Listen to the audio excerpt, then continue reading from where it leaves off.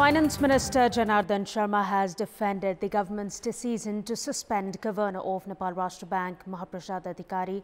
Minister Sharma has stated that there is no major crisis in the country's economy as portrayed to the mass in recent time and said that the running of the economy should not be politicized. Good morning, I am Bipashna Tamang and these are the headlines of the hour. Finance Minister Janardhan Sharma clarifies the Governor of Nepal Rashtra Bank was suspended as he did not cooperate to improve the country's economy. Premier Deuba defends the Finance Minister. Local level elections become more and more expensive. Deserving candidates with low financial resources find it difficult to file for candidacy.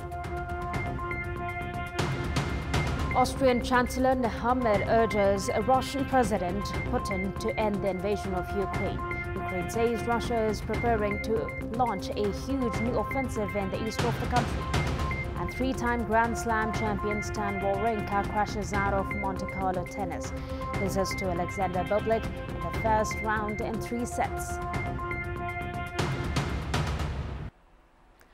Finance Minister Janardhan Sharma has defended the government's decision to suspend Governor of Nepal Rashtra Bank amid worsening economic situation of the country. Speaking at a press conference yesterday, Minister Sharma said that the central bank had failed to improve the economy that resulted in Governor Mahaprasad Adhikari's suspension. Minister Sharma alleged the governor had allowed arbitrary loans, defied government's request to control loan disbursements, and had allowed irregularities in subsidized loans. Minister Sharma also claimed the country's economy was not as bad as it is being portrayed to the mass in recent time and assured the government is taking necessary measures to avoid foreign currency reserve scarcity. The government, according to the minister, is preparing to allocate IPOs to those abroad for foreign employment, better manage remittances and encourage direct foreign investment.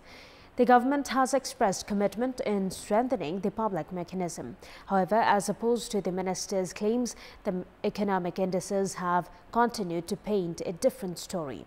The current foreign currency reserve is only adequate for purchases for the next 6 months, and the trade deficit in 9 months of the current fiscal year has reached around 1.3 trillion rupees. Imports have gone up by 72% against a weak export statistics.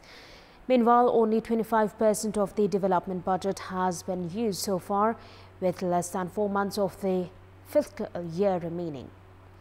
Meanwhile, Prime Minister Shri Bahadur Deuba has stated that action needed to be taken against the Governor of Nepal Rashtra Bank as he did not cooperate with the government.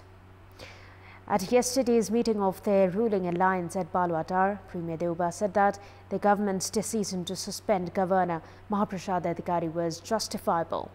Meanwhile, leaders of Nepali Congress and CPN Mao Center leaders raised questions on his suspension at a time when the country's economy has been worsening.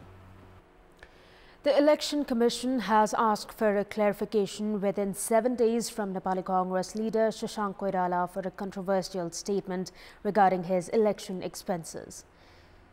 Koirala was quoted saying he had spent 60 million rupees during the previous House of Representatives election, while the expenditure ceiling then was 2.5 million rupees. The Commission has also called on CPN Unified Socialists to furnish a clarification within 3 days, saying the party had violated the Election Code of Conduct by holding an assembly in the capital last Saturday. Political parties and independent candidates tend to spend a huge amount of money during election campaigns. This trend has often overshadowed deserving candidates who do not have the financial resources and has also fostered corruption. Nepali Congress leader Shashank Koirala was quoted saying that he had spent up to 60 million rupees in elections, which paints the picture of how expensive the polls are.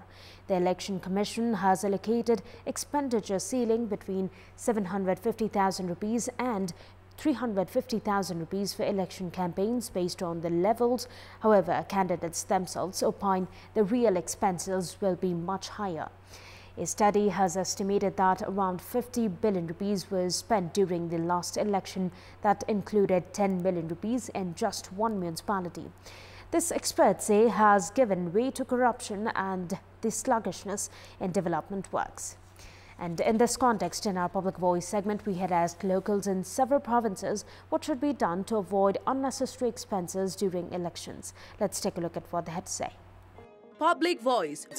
मासुहरुमा बिक्नु भएन पैसा बाँड्नको लागि बन्द गर्नु पर्यो जति तोकेको छ त्यही मापदण्ड अनुसार खर्च गर्नु पर्यो पैसामा बिक्नु भएन निर्वाचनमा सामाजिक सञ्जालको प्रयोग गरे भने खर्च कटौती गर्न सकिन्छ प्रमुख निर्वाचन अधिकारी उसले चाहिँ पूर्णतया चाहिँ यसलाई निगरानीमा राख्नु पर्यो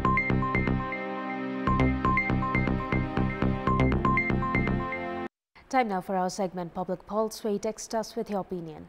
Public Pulse. And here's the question: why is the government not serious in addressing the issues in production and supply of medicines? The options: option A, no sensitivity; option B, same old trend; and option C, lack of coordination. The voting is on. Type any WS, select your option A, B or C and send it to 34001 to share your opinion with us. That's all for the moment. Thank you for watching. Have a good day.